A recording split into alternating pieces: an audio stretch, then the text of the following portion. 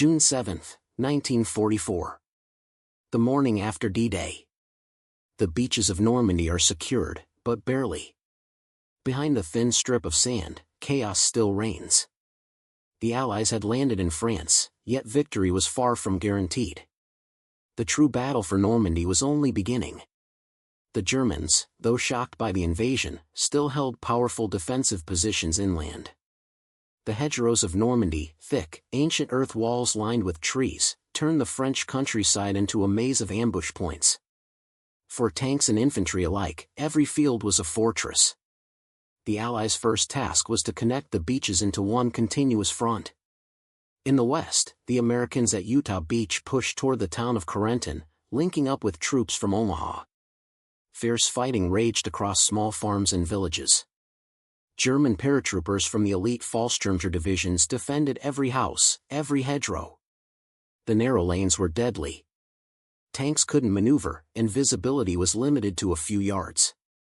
American troops nicknamed it the Bocage Hell. But through relentless fighting, the Allies managed to unite the beachheads. The foothold in Normandy was now one solid line, fragile but holding. Further east, the British and Canadians faced a brutal struggle for the city of Caen, one of D-Day's main objectives. Originally, the plan was to capture it on June 6. In reality, it would take over a month. Caen was the key to Normandy. Controlling it meant controlling the road network leading inland. But Hitler had ordered the city to be held at all costs. The 12th SS Panzer Division Hitlerjugend, made up of fanatic young soldiers, counterattacked relentlessly. British and Canadian troops suffered enormous casualties trying to advance even a few miles. The fighting became a grinding war of attrition. Artillery turned entire villages to rubble.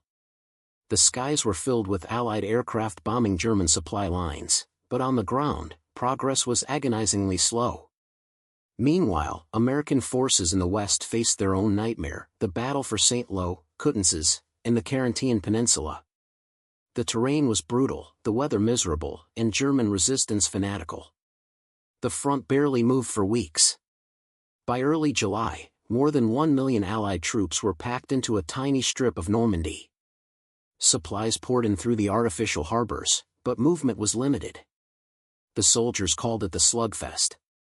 Still, slowly, the tide began to turn. The Allies' greatest weapon was their control of the air. Day after day, Allied bombers and fighters pounded German positions, destroying fuel depots, convoys, and reinforcements. German armor couldn't move during daylight without being attacked from above. Hitler refused to withdraw. He insisted his commanders launch counterattacks to push the Allies back into the sea. These failed attempts only weakened the German lines further. Then, on July 18, 1944, the British launched Operation Goodwood, a massive armored assault east of Caen. Hundreds of tanks rolled forward under a storm of artillery fire. It was one of the largest armored battles of the war. Though the operation didn't achieve a full breakthrough, it tied down German panzer divisions, creating an opportunity for the Americans in the west. That opportunity was Operation Cobra. Commanded by General Omar Bradley, Operation Cobra began on July 25. Before dawn, nearly 3,000 Allied bombers unleashed a terrifying bombardment on German positions near St. Lo. The ground shook.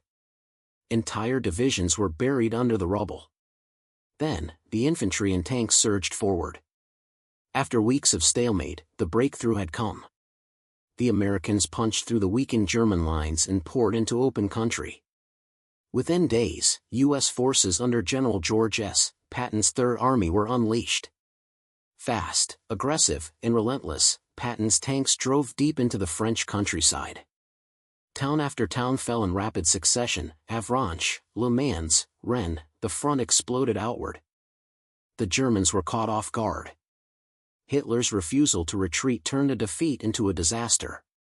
He ordered a massive counterattack near Mortain, hoping to cut off the American spearhead. But Allied air power annihilated the advancing columns.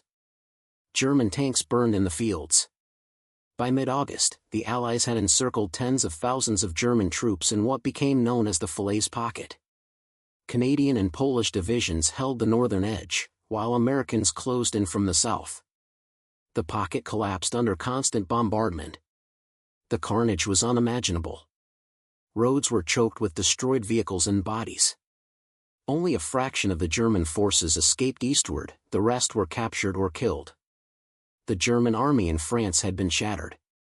The breakout from Normandy was complete. Within weeks, the Allies liberated Paris on August 25, 1944. The people of France poured into the streets, waving flags, cheering, and weeping with joy. After 4 long years under Nazi occupation, Paris was free. For the soldiers who had fought their way from the beaches, it was a moment of triumph, but also exhaustion. The cost of the Normandy campaign had been staggering. The Allies suffered over 200,000 casualties. German losses were even higher, with more than 400,000 killed, wounded, or captured. The Battle for Normandy wasn't just a military victory, it was the beginning of the end for Nazi Germany. From this breakout, the Allies would surge across France, through Belgium, and toward the German border. The liberation of Western Europe had truly begun. But the road ahead was still long. The Germans would fight desperately to defend their homeland. Ahead lay the Battle of the Bulge, the crossing of the Rhine, and the final push to Berlin. Still, for those who survived the hell of Normandy, the meaning of victory was clear. They had done what many thought impossible. They had taken the beaches, endured the hedgerows, and broken through the enemy's strongest defenses. The Battle for Normandy proved that determination, coordination, and sacrifice could overcome even the most entrenched enemy. It was not just a military triumph, it was the turning point that made liberation possible. From the shattered fields of France, a new hope began to rise. The Allies were no longer fighting to survive, they were fighting to win. And behind them lay the silent beaches of Normandy, where it had all begun.